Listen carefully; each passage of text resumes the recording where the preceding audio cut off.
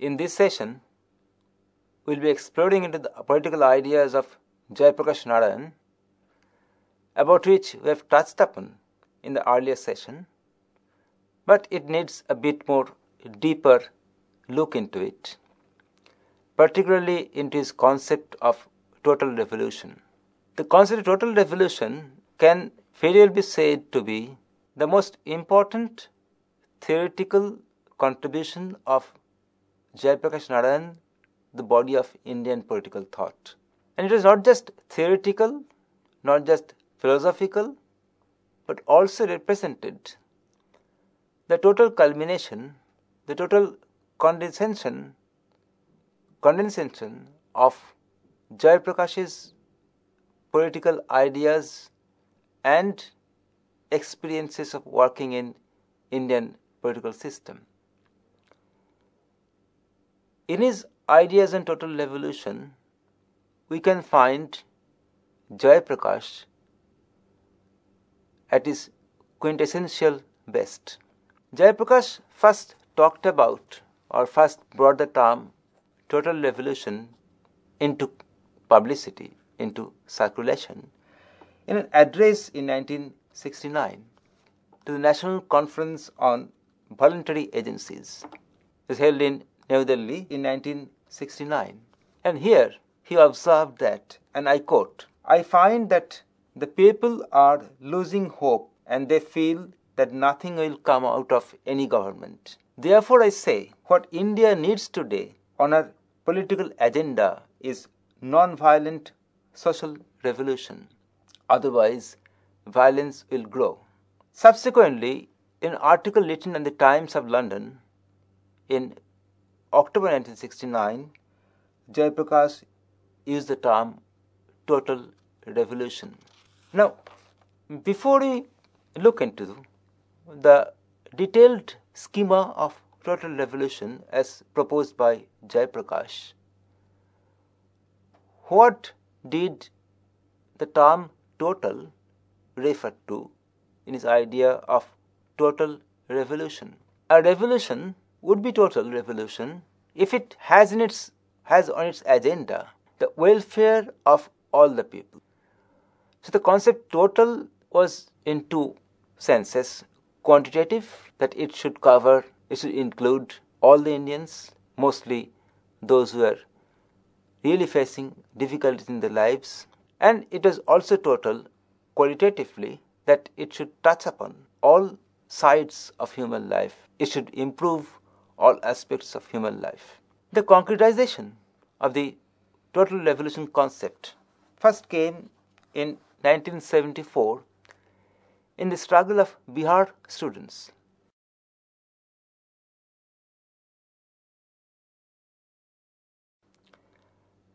Perhaps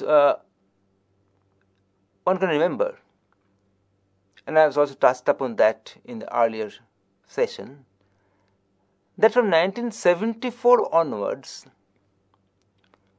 there was a growing crisis in Indian political system. People as such were highly disappointed. They have seen governments come and go. They have seen prime ministers come and go. They have heard many promises and also found that they are not being kept. So by the end of 60s, the people of India, or the majority of the people of India, were highly disappointed lot. From mid-60s onwards, India went through a very difficult economic situation. As a result, there was a severe food and scarcity, also scarcity of other essential commodities. There is loss of jobs and no more creation of jobs, a devaluation of rupee. There came about the war with Pakistan, the Bangladesh war in 1971. So it was total problem-ridden political system. And from late 60s, 68, 69, there is a new addition to the Indian political system, Indian politics. The growing armed movement led by the Naxalite forces. In 1969, the Third Communist Party of India was formed, Communist Party of India Marxist-Leninist, which openly espoused the cause of armed revolution in India. Before that and after that, both in our West Bengal, in Bihar, in Andhra Pradesh, we found growing movements of Naxalite sympathizers, violence, burning of properties, assassinations, police repression. So it was moving towards a situation in which there will be violence and counter-violence. A committed Gandhian like JP, who was also committed to Gandhi's philosophy of non-violent satyagraha, could not accept the violent ways of solving life's problems, and also could not deny that problems are there. The solution he found was his idea of total revolution. The total revolution, according to him, is a combination of 7 revolutions: social, economic, political, cultural, ideological or intellectual, educational, and spiritual. Now, JP, of course, did not insist that the number will always be 7. It could increase or it could decrease. For example, cultural revolution could include within its fold educational and spiritual revolution. The economic revolution could be broken down into agricultural, industrial, and other revolutions. So the objective was to combine a quest for both material and moral improvement of Indian people. In that, it was a total revolution.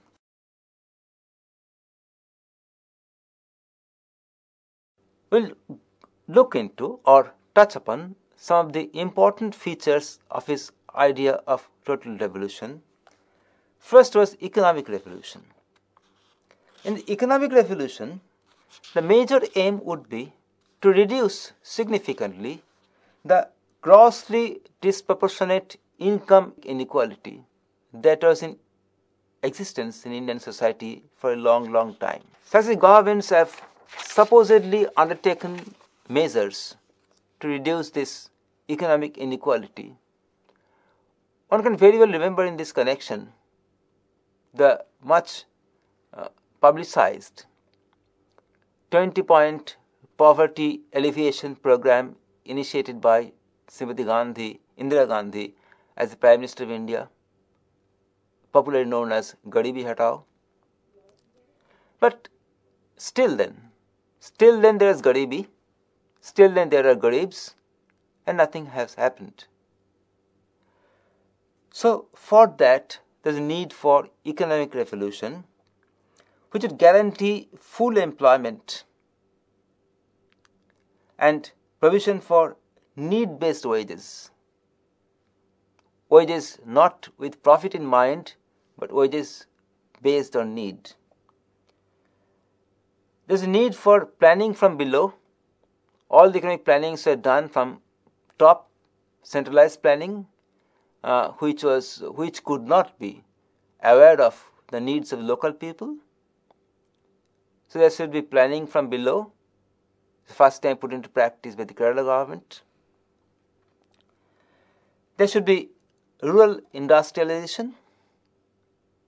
The rural people should not be only involved in agriculture. They should be given other avenues as well, which means development of agro-industries, development of cooperatives, modernization of agricultural techniques. Now, just to say that JP, while insisting on the spiritual side of revolution, was not far removed from the reality, or not far removed from the developments that are taking place in different technological fields. and he was well aware that if agriculture has to be really made into a profitable venture, if it has to be made into such a situation where people can find meaningful employment, then it has to be modernized. And for large industries, he floated the idea of some kind of cooperatives of working workers involved in such large corporations. Now, these are the main points of economic revolution. It should be accompanied by social revolution, and the first task of social revolution JP proposed would be to remove once and for all kinds of caste inequalities, caste injustices, and caste prejudices. And for that, the state should encourage intercaste marriages. Thirdly, for political and administrative revolution, the major part of this idea on political and administrative revolution was already published in 1959 in his plea for the reconstruction of Indian polity. Here, in 1959, JP proposed a three-tier panchayat system. A kind of parallel can be found in the modern panchayat system.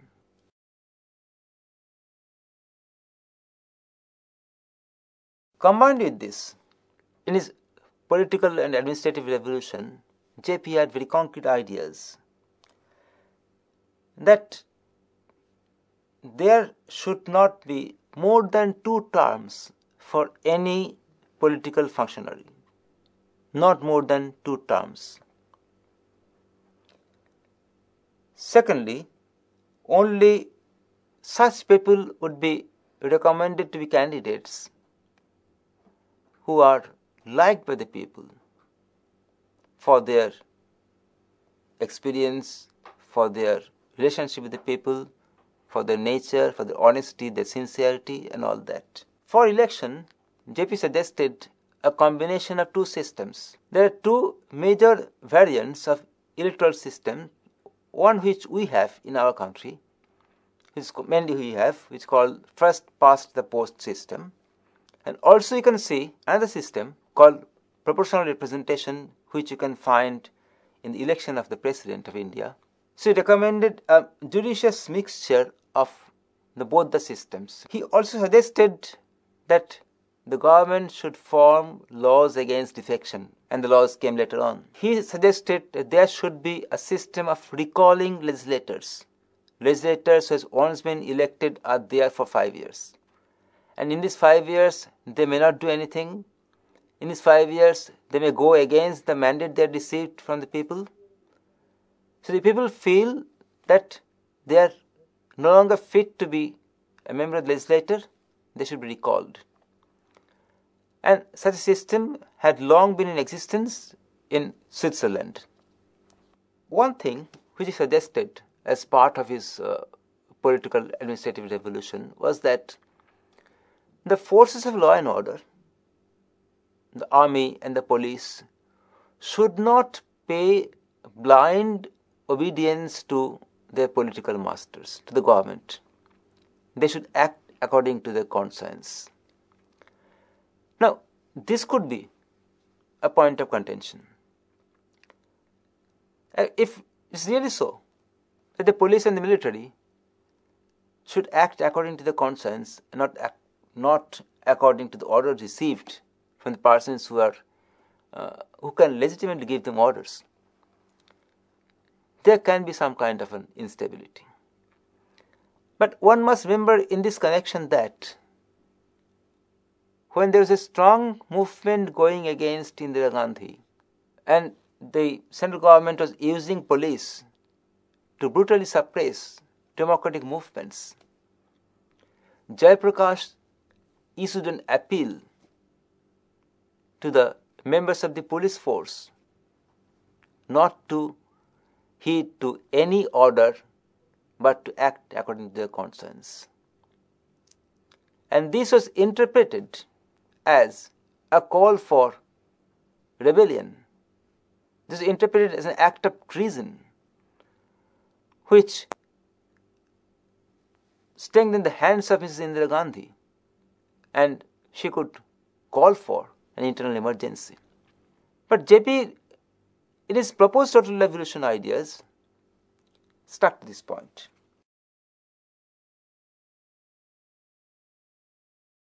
Fourthly, we come to educational, moral and spiritual revolution. Jayaprakash, despite his sometimes ascetic ideas, saintly ideas, he was very much a pragmatic thinker. And after a look into the educational system, we shouldn't forget that he had the opportunity of being educated in a Western system after leaving school here. So he strongly advocated that the educational planning, course curriculum and everything should be dovetailed with economic planning. The economy needs something, the education delivers something else. It has long been the Indian practice. Should be done away with. And insisted on universal primary and adult education.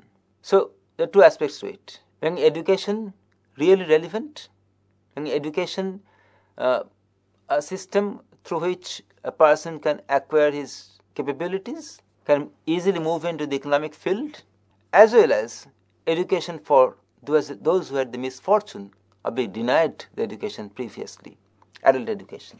And through education, through curriculum, JP suggested that students from the early age should be taught all the good values, social values, which foster a harmonious social living, which conditions them against any kind of injustice and turns them, gives them not only a degree, but turns them into better human beings. That should be the total objective of educational revolution. Since it had to be universal at the primary level, and later on he expected all Indians to get the benefit of education in a society formed out of or formed through total revolution, he thought the best way to make or lead to a spiritual man would be through education. And finally, in education, that he also insisted on that the young minds should be given training in the cultural values of India. And also spoke about humanization of science education. He started his career as a science student. At the University of California, Berkeley, he enrolled for natural science courses. So he had seen the science curriculums and found science and technology, the education in science and technology, to be getting more and more removed from social and economic realities. They are getting dehumanized,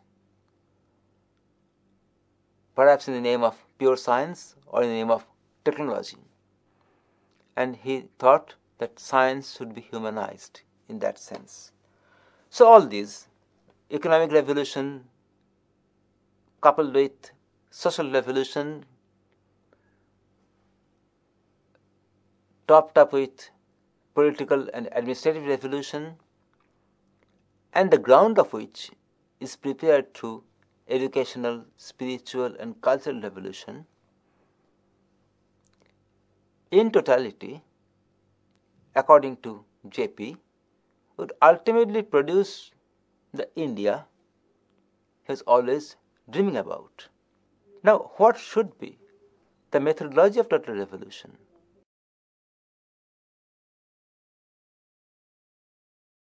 What methods the total revolutionaries should adopt?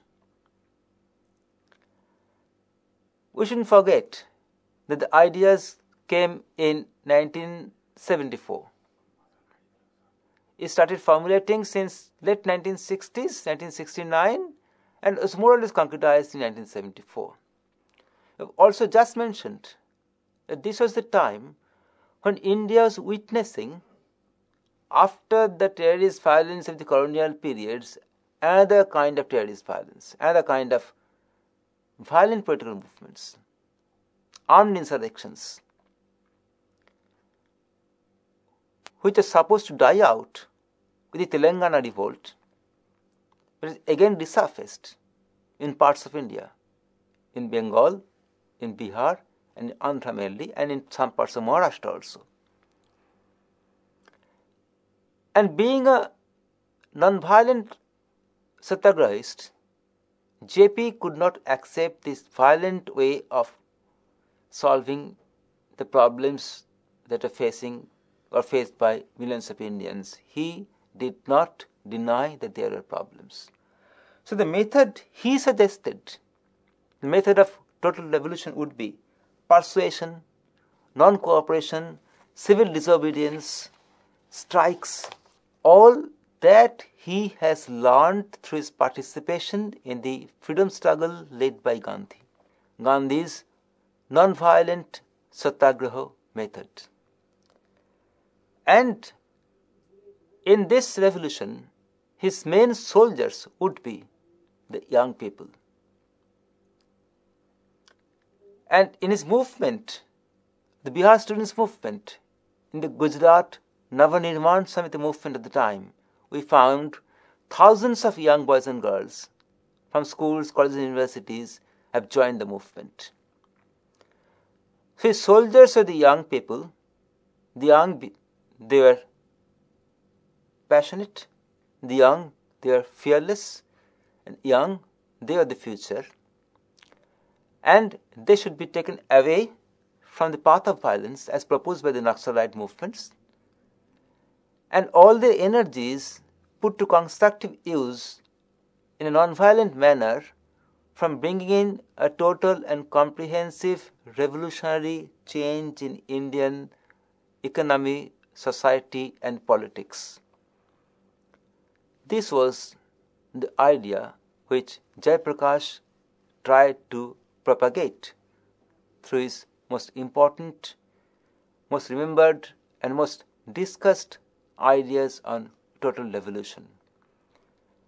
If Jayaprakash is remembered today, and if he will be remembered in the future, that's mainly because of his ideas on total revolutions.